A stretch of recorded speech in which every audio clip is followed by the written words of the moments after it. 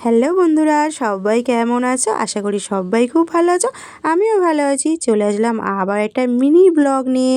সাজুগুজু করে কোথায় যাচ্ছি? যাচ্ছি মেয়ের স্কুলে। মেয়ের তো অ্যানুয়াল ফাংশান আছে, তাই মেয়ের স্কুলে সাজুগুজু করেছে। আর এই বান্ধবীটার জন্যই দাঁড়িয়েছিলাম। তা ও চলে আসতেই সবাই টোটোয় উঠে চলে গেলাম। আর এসে তো দেখলাম স্কুলে এখন সবই গুছোচ্ছে। তাই গুছুক, এবার আমি মেয়ের মুখটাকে গিয়ে গুছিয়ে নিই, কারণ মেয়ের মুখে কিচ্ছু মেকআপ টেকআপ করায়নি।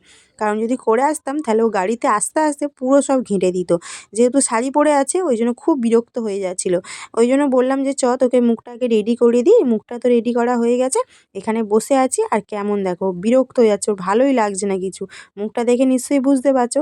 এমনকি টিকুলি পরিয়ে দিয়েছিলাম, ওর নাকি কিটকিট করছে, ওই জন্য খুলে দিয়েছি। তা এখানে তো সবাইকে ব্যাচ পরিয়ে বরণ করে নিল, তারপরে প্রদীপ জ্বালিয়ে মানে অনুষ্ঠানটাকে শুরু করলাম। তা অনুষ্ঠানটাকে একটু বসে বসে দেখছিলাম, কিন্তু ওর আর ভালো লাগছিল না। ওর এবারে মানে ঘুরতে যাবে।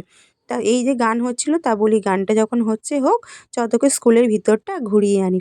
আর স্কুলের ভিতরটা তোমাদেরকেও একটু দেখাতে চাই। এই স্কুলটাই কিন্তু মানে ফাংশানের আগের দিনকার প্রত্যেক বাচ্চাকে হাতের কাজ করে জমা দিতে হয়, মানে যে যেমন পারে। এটা কে করেছে চিনতে পেরেছো? যদি চিনতে পারো কমেন্টে জানিও কিন্তু।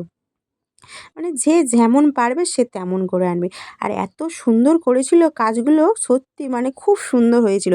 গোটা মানে ক্লাসরুমটাকে একদম পুরো তোমার ভরিয়ে দিয়েছিল, খুব সুন্দর লাগছিল। খুব সুন্দর হয়েছিল কিন্তু কাজগুলো।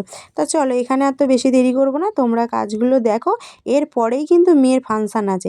আর এখানে একটা রাধাকৃষ্ণর মানে মূর্তি করেছিল, খুব সুন্দর শোলা কেটে কেটে করেছিল, তো দারুণ হয়েছিল।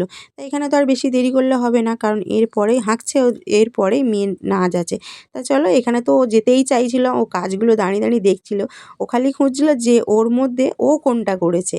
তা তোমরা যদি বুঝতে পারো যে আমার মেয়ে কোন হাতের কাজটা করেছিল, তাহলে একটু কমেন্টে জানিও। চলো এবার ওদিকটার তনে যাওয়া যাক, মেয়ের এবার নাচ আছে।